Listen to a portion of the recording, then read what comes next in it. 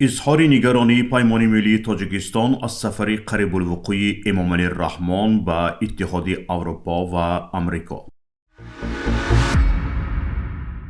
سال گذشته 400,000 مهاجری در مسکو بوده از روسیه رانده شده است. لیمیت برق در ولایت ختلان هم لغو شد. 32,000 عدد کتاب قرآن با ترجمه تاجیکی به مردم تحفه می شود.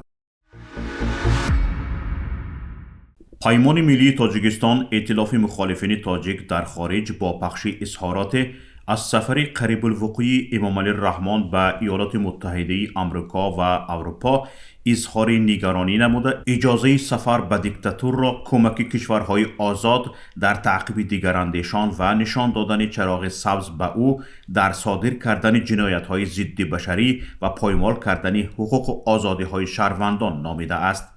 ائتلاف مخالفین همچنین از افزایش تعداد پاسخهای رد به پناهجویان سیاسی تاجیک و حالتهای استرداد آنها به تاجیکستان اظهار شدید نگرانی کرده از کشورهای اروپا به خصوص آلمان خواسته است عبدالله شمس‌الدین را به نزد همسر و فرزندانش برگردانند.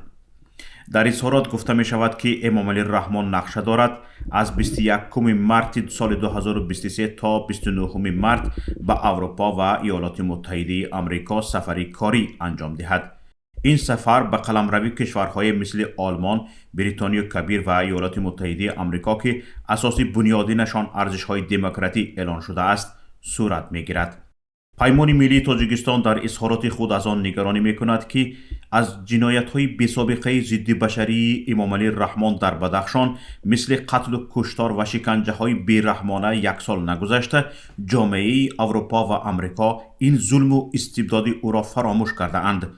در ساعتها و دقیقه هایی که امامعلی الرحمن در کشورهای آزاد استقبال می شود در زندانهای وی به شکنجه صدها دیگراندیشان ادامه خواهند داد. اما امامعلی الرحمن این سفرش را چون شواهدی دستگیری جامعه جهانی از حکومتش به نمایش می گذارد. پیمان ملی تاجیکستان با اظهار نگرانی جدی در این رابطه از جهانی متمدن، سازمان‌های بین المللی حامی حقوق، وسایط اخبار مستقل، حکومت‌های کشورهای اروپا پیش از همه آلمان دعوت کرده است که از امامعلی الرحمن طلب نمایند عبدالله شمس‌الدین ربوده شده را فوراً آزاد کرده او را به نزد عائله‌اش در اروپا برگرداند. در نهایت اظهارات از جامعه جهانی دعوت می شود که من بعد نیز در قانونی گردانی رژیم های خودکامه سهم نگذارند، به آنها در تعقیب دیگراندیشان کمک نکنند و به این وسیله به آنها در صادر کردن جنایت های ضد بشری و پایمال کردن حقوق و آزادی های شهروندان چراغ سبز نشان ندهند. در یک سال گذشته حدود 400,000 مهاجری حضورشان غیر قانونی را از مسکو رانده اند. این رقم نسبت به سال 2021 50% بیشتر می باشد. الیک بارانوف یک منصبدار اداره کارهای داخلی مسکو هنگام گزارشدهی در مجلس شهری در این باره معلومات داد. در این مدت به گفته او برای تشکیل مهاجرت غیر قانونی 106 پرونده جنایی گشاده‌اند. مقامدار روس افزود و سال گذشته حضور شهروندان خارجی در مسکو 26% کمتر شد، اما باز هم اکثریت را شهروندان تاجیکستان و ازبکستان تشکیل می دهند. شماره زادگان تاجیکستان در مسکو سال 2022 191,000 نفر حساب شده است. تعداد شهروندان ازبکستان تقریباً 231,000 نفر است. لیمیت برق که خود شرکت برق تاجیک از 1 فوریه رسما اعلان کرده بود در ولایت ختلان نیز قسماً بیکار شده است. از این پیش از برهم داده شدن لیمیت برق در ولایت سوغد خبر شده بود. رجب علی بایکوف سرمهندس شبکه تقسیمات باختر به خبرگزاری از پیروز گفته است که عین زمان برق به استعمالگران در حجم پر انتقال داده می شود. در همین حال به ساکنان دهات تاجیکستان هنوز از آغاز موسم تیر ماه و زمستان به طور محدود برق انتقال داده می شود.